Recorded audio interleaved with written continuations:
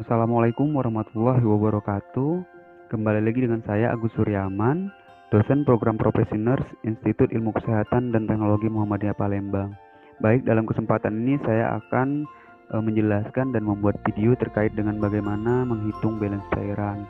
Nah, ini penting sekali untuk mahasiswa-mahasiswa nurse ya yang praktikan jika menemui atau menangani pasien-pasien dengan permasalahan terkait dengan kebutuhan cairan. Baik, balance cairan ini merupakan hasil pemantauan dari cairan yang masuk, input, dan cairan yang keluar atau output selama 24 jam. Cairan dan elektrolit merupakan komponen tubuh yang berperan dalam memelihara fungsi tubuh dan proses homeostatis. Tubuh kita terdiri atas lebih kurang 60% air yang tersebar di dalam sel maupun di luar sel. Besarnya kandungan air ini tergantung dari usia, jenis kelamin, dan kandungan lemak. Nah, ini merupakan rumus dari balance cairan. Sederhana sekali, kalau untuk rumus balance cairan masuk dikurang cairan keluar. Namun yang perlu kita pahami apa saja komponen dari cairan masuk dan cairan keluar tersebut. Untuk cairan masuk itu bisa dari oral, makan dan minum, NGT, terapi injeksi, cairan infus. Nah, di sini juga ada air metabolisme. Untuk usia balita 1-3 tahun itu 8 cc per kilogram BB per hari. Usia 5-7 tahun itu 8-8,5 cc per kilogram BB per hari. Usia 7-11 tahun 6-7 cc per kilogram BB per hari. Dan usia lebih dari sama dengan 12 tahun itu 5-6 cc per kilogram BB per hari. Nah, untuk cairan keluarnya bisa dari muntah, urin, feses, perdarahan jika ada, drainase juga, terus kemudian jika adanya cairan injeksi terbuka, terus kemudian IWL. Nah, ini IWL ini juga kita harus pahami terkait dalam menghitung rumus balance cairan ini. Apa itu IWL? Nah, ini dia IWL atau invisible water loss adalah jumlah cairan keluar dari tubuh yang tidak disadari dan sulit dihitung seperti jumlah keringat dan buat hawa nafas. Untuk mengetahui IWL ini kita perlu memasukkan ke dalam rumus ini. Adapun rumus IWL ada dua ya, ada IWL normal dan IWL kenaikan suhu. Ini rumus pada dewasa. Untuk IWL normal yaitu 15 dikali DB dibagi 24 jam. Untuk IWL kenaikan suhu rumusnya 10% dikali cairan masuk dikali kenaikan suhu dikurang suhu normal dibagi 24 jam ditambah IWL normal. Kita ambil suhu normal di sini, banyak beberapa referensi itu mengatakan rentangnya 36,5 sampai 37,5. Ada mengambil referensi 36,5, ada yang mengambil referensi 36,8. Tapi di sini saya mengambil referensi yang 37 derajat Celcius. Nah, untuk rumus IWL pada anak itu 30 dikurang usia anak dalam tahun dikali berat badan dalam kilogram. Nah, untuk lebih mudahnya bagaimana menjalankan rumus yang telah kita pelajari tadi, ada kita lihat di contoh soal berikut ini ya. Seorang laki-laki berusia 52 tahun memiliki berat badan 50 kg, dirawat dengan post-op prostatektomi ya. Pasien saat ini masih dipuasakan, pada daerah luka instruksi operasi terpasang drainase dan keluar cairan berwarna merah sebanyak 150 cc. Infus terpasang ringer laktat 1500 cc per 24 jam dan drip ketrolak 90 cc per 24 jam.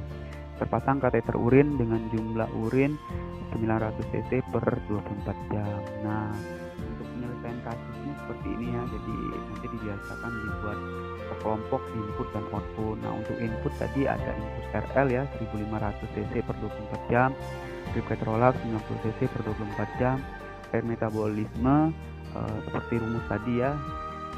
Kalau pada dewasa itu biasanya kita ambil yang paling sering itu 5. Jadi karena BB-nya 50 tadi, jadi tinggal kalikan saja 5 dikali 50. Jadi diperoleh hasil 250 cc per kilogram BB per 24 jam untuk air metabolismenya. Untuk jumlah keseluruhannya semuanya jadi 1840 cc per 24 jam. Nah, untuk output tadi kita sudah lihat ada drainase ya sebanyak 100 cc per 24 jam, output 900 cc per 24 jam. IWL jadi kita perlu hitung dulu IWL normalnya 15 dikali BB dibagi 24 jam. Jadi 15 dikali 50 dibagi 24 jam, hasilnya yaitu 31,25 cc per jam.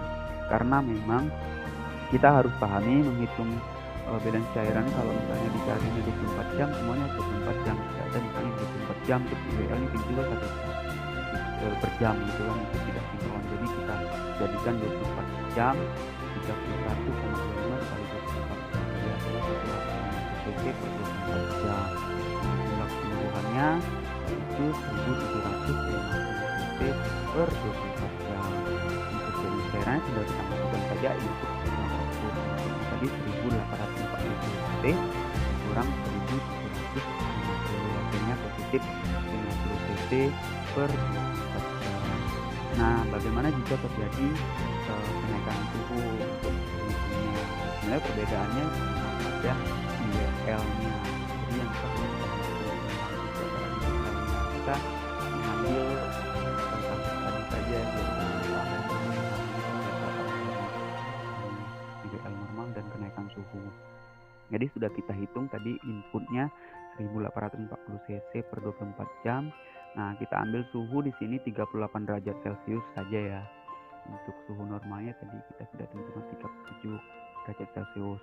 IWL normal tadi juga sudah dihitung 31,25 cc per jam ya. Jadi kita ambilnya itu yang per jam karena nanti pada saat IWL kenaikan suhu itu dihitungnya itu per jam dulu baru dijadikan 24 jam. Nah, kita masukin ke rumus 10% dikali cairan masuk dikali kenaikan suhu dikurang suhu normal ya dibagi 24 jam ditambah IWL normal. Jadi 10% cairan masuknya tadi 1840 dikali kenaikan suhunya tadi, suhunya ada 38 derajat Celcius dikurang 37 ya suhu normalnya. Nah, dibagi 24 jam ditambah IWL normalnya tadi yaitu 31,25 cc per jam. Hasilnya 38,9 cc per jam.